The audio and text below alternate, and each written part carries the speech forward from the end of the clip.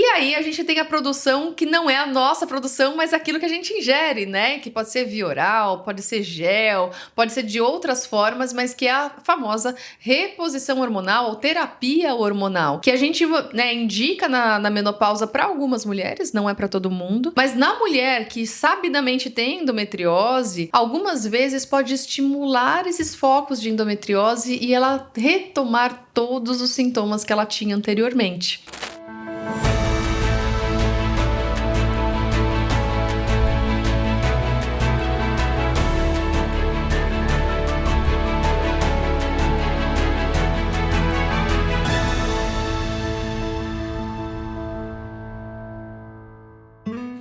Olá, sejam todos bem-vindos e bem-vindas ao canal Endotalks. Eu sou Thalita Alves, médica ginecologista, especialista em cirurgia minimamente invasiva. O tema de hoje é: a endometriose some na menopausa? E eu sou Lilian Fiorelli, uroginecologista, especialista em sexualidade feminina, e esse tema é um tema que realmente traz bastante controvérsias. Muitas mulheres passam anos com cólicas, com bastante dores, e muitas mulheres podem ter ou não o diagnóstico de endometriose, porque a gente sabe que o diagnóstico de endometriose, ele às vezes não é tão fácil assim, e muitas dessas mulheres que passaram a vida inteira com cólica, depois da menopausa, falam, finalmente, agora não tenho mais cólicas.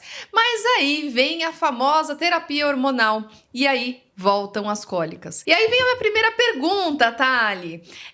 As mulheres que têm endometriose, né, ao longo da vida dela, na hora que ela entra na menopausa, essa endometriose some?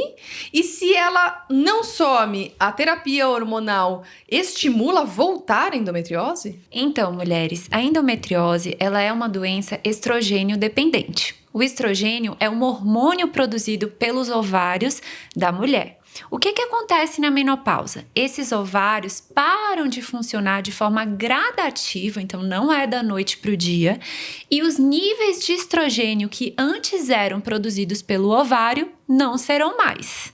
Então, se a mulher desenvolveu ao longo da vida focos de endometriose, possivelmente esses focos vão continuar lá, mas eles não serão mais estimulados, visto que a dosagem de estrogênio produzida pelos ovários cai no período da menopausa.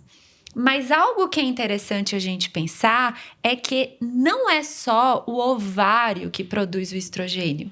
Ele pode ser produzido a partir de outras formas por meio do ovário, mesmo na menopausa, não é, Lili? Olha só, isso é interessante também, né? Porque o estrogênio, né, a gente sabe que é um principal alimento ali da endometriose, ele pode ser produzido sim, pelo ovário. Então, do ponto de vista de menopausa, ele até, né, não seria uma cura, mas pelo menos você diminui o estímulo e a lesão para de crescer, vamos dizer assim. A gente sabe que depois da menopausa ainda tem um certo grau de produção de estrogênio, mas é um pouco mais baixo. A gente sabe que existem ainda outras produções endógenas, né? Então, a gordura, a mulher na menopausa, querendo ou não, infelizmente, ela aumenta a sua massa gordurosa, ela diminui a massa muscular. Isso é um processo natural da menopausa, isso tem uma modificação corporal com uma deposição de gordura, principalmente na região de barriga, coxa, braços, né, que tantas mulheres não gostam, mas infelizmente o metabolismo ele tende para isso, e a própria gordura ela produz sim estrogênio.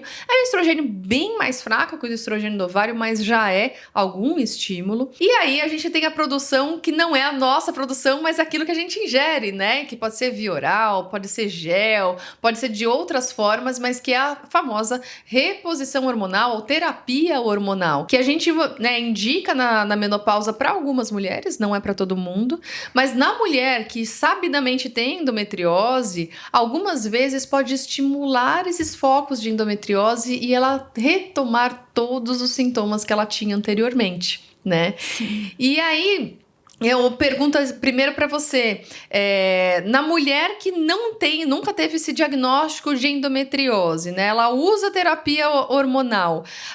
O hormônio vai estimular que ela aumente a endometriose também, ou é só o sintoma? Então, o hormônio ele pode estimular sim o aumento da endometriose, porque é como se ela voltasse a ter o estímulo de antigamente. Como a endometriose ela tem esse surgimento multifatorial, vamos pensar numa mulher que não cuida da alimentação, que não faz atividade física, que não tem bons hábitos, então ela já vai ter esse estímulo, né? O estímulo genético que vai estar com ela ao longo da vida, mais esse estímulo externo do hormônio. Então, sim, a terapia hormonal ela pode estimular a reativação de focos que estavam adormecidos, vamos dizer assim, e pode sim estimular a progressão de doença. Então, uma mulher que está na menopausa, mesmo que ela nunca tenha tido o diagnóstico prévio de endometriose e de repente ela surge com dor pélvica e com sintomas que possam a levar a pensar em endometriose, a gente não deve diminuir o sintoma dessa mulher pelo fato dela estar na menopausa e precisamos sim valorizar o fato dela fazer uso dessa terapia hormonal e pensar numa conduta para ela, né? Exato. E aí, nesse sentido, né, a gente vê essa mulher depois da menopausa, né, ou no climatério ali, com uma gama de possibilidades de tratamento, acredito que muito semelhante ao que ela teria na sua pré-menopausa, né? Principalmente porque o estímulo continua ali, ela não quer largar aquela terapia hormonal que está fazendo bem para ela, do ponto de vista de qualidade de vida, até prevenção de algumas doenças, apesar de que não é indicado para a prevenção de doenças, mas a gente sabe o quanto é importante para aquela mulher. E aí, nesse sentido, eu queria saber quais são os tipos de tratamentos que a gente tem para a mulher após a menopausa que retoma os seus sintomas de endometriose. Sempre pensar nos hábitos de vida, né? Não tem como não falar de autoconhecimento, de autocuidado, de cuidado com a alimentação. Hoje o conceito da epigenética está muito forte, então os nossos hábitos, eles interferem sim na manifestação ou proteção com relação aos genes que a gente adquire. Então é importante que essa mulher pense que a saúde dela também está nas mãos dela e não coloque no hormônio ou na terapia hormonal toda a resolução para os problemas ou sintomas climatéricos, né? A gente sabe, por exemplo, que a atividade física, sobretudo a musculação, é imprescindível na mulher nessa fase da vida, sobretudo para cuidado com a massa óssea, propriocepção, disposição, qualidade do sono. Então, uma vez que essa mulher tem indicação de fazer a terapia hormonal porque foi individualizado e ela escolheu por isso, né? Precisa se pensar que hormônio é esse que ela está fazendo uso, se existe um contrabalanceio, né? A gente sabe que a mulher que faz terapia hormonal e que tem endometriose, o ideal é que ela use o estrogênio associado a uma progesterona, né? Avaliar se ela está usando e que progesterona é essa, se realmente essa progesterona está trazendo não só uma proteção dos focos de endometriose, mas também uma proteção endometrial, né? Uhum. E pensar se existe ou não indicação cirúrgica para essa mulher. Então, existe espaço, sim, para a mulher na menopausa ser submetida a uma cirurgia para tratamento de endometriose, mas sempre individualizando os sintomas, cada caso e o desejo dela em seguir com a terapia hormonal. Uhum. Porque não usar o hormônio é também uma opção. Exato. Que depende de cada mulher. E é engraçado, assim, porque às vezes até assusta. Fala assim, nossa, mas cirurgia? Pô, passou a vida inteira com cólica, não fez cirurgia, vai fazer cirurgia depois da menopausa. E uma coisa que é interessante é que aqui a gente tá falando da mulher que tá fazendo terapia hormonal, mas existem algumas mulheres que não estão fazendo terapia hormonal, mas que continuam com sintomas, né? Que continuam com uma dor na relação sexual, principalmente de profundidade, que continuam com dores pélvicas, mesmo pós-menopausa e dentre outras coisas, né? A gente sabe que a endometriose ela não é só pélvica, né? Ela às vezes traz uma inflamação meio no corpo em geral, né? O intestino intestino funciona diferente, né? O corpo fica mais inchado. Então, tem essas modificações que às vezes não cessam depois da menopausa. E eu não sei a sua experiência, mas eu vejo muito nas mulheres que passou aí por todo esse processo, né? Foi indicada a cirurgia, foram decididas a realmente uma conduta cirúrgica. Elas, depois da cirurgia, elas chegam assim, por que eu não fiz isso antes, né? Porque melhorou tanto a qualidade de vida, e ela falou, bom, pelo menos agora eu consigo aproveitar uma relação sexual muito mais prazerosa, eu consigo ter uma qualidade de vida muito melhor. Então, a gente, né, pensar com um pouco mais de cuidado, principalmente agora também trazendo nessa mulher que ela já foi pré-menopausa, né? Olhando um pouquinho para trás ali, que talvez aquela mulher que escolha por um tratamento parcial da sua doença, talvez ela esteja jogando para frente essa conduta, né? Talvez ela não esteja fazendo hoje a conduta completa, mas talvez lá na frente ela precise e reconsiderar, né? Não tô querendo falar, não, todo mundo tem que operar, mas pra gente considerar que talvez um tratamento mais completo possível, o mais cedo possível, traga uma qualidade de vida muito melhor para essa mulher. Não sei se você tem essa mesma opinião. Sim, eu tenho. E assim, é importante a gente falar que não é comum, né? É raro uma mulher na menopausa ter ativação dos focos de endometriose. No entanto, tem sido comum o uso de hormônios, né? A gente tem visto muita mulher utilizando hormônios e chegam com a dor. E o importante é assim, que elas tenham um conhecimento de que se elas nunca sentiram nada e de repente, utilizando tantos hormônios, tantas medicações, elas passaram até essa dor, é importante dar espaço a passar com uma equipe que tenha o olhar para endometriose, porque senão se posterga um diagnóstico e, de fato, como a Lili falou, a cirurgia pode trazer uma qualidade de vida e hoje as técnicas cirúrgicas minimamente invasivas são extremamente seguras. Lógico que existem riscos, mas os benefícios são muito maiores. Exatamente. E aí eu queria também trazer dessas mulheres, né, do ponto de vista de uma mulher que nunca teve um diagnóstico ao longo da sua vida da endometriose, né? De repente ela se depara ali depois da menopausa com essa dor pélvica, seja com o uso de hormônio ou não. Sempre tem que investigar a endometriose e qual que é a melhor forma de eu investigar essa endometriose nessa mulher pós-menopausa? Eu acredito que sempre precisa individualizar os sintomas. Então, uma vez que ela começa a ter dor pélvica, a gente examina e existe uma suspeita de endometriose. Se essa suspeita de uma endometriose pélvica, ultrassom transvaginal com pesquisa de endometriose entra com uma boa acurácia para diagnóstico. E se ela tiver outros sintomas associados que leve a gente, por exemplo, a suspeitar de uma endometriose em diafragma ou em regiões menos comuns, aí a ressonância magnética entra como uma boa opção. Mas, de início, pensando na endometriose pélvica, ultrassom transvaginal com pesquisa de endometriose. Legal. Então, acaba sendo bem semelhante uma pesquisa do que seria ali no pré, né? No pré-menopausa. Sim. Legal. É legal a gente entender isso, né? Porque muitos médicos que, às vezes, não estão muito afeitos ao diagnóstico da endometriose, ele também pode lançar mão desse diagnóstico depois da menopausa também, sim, né?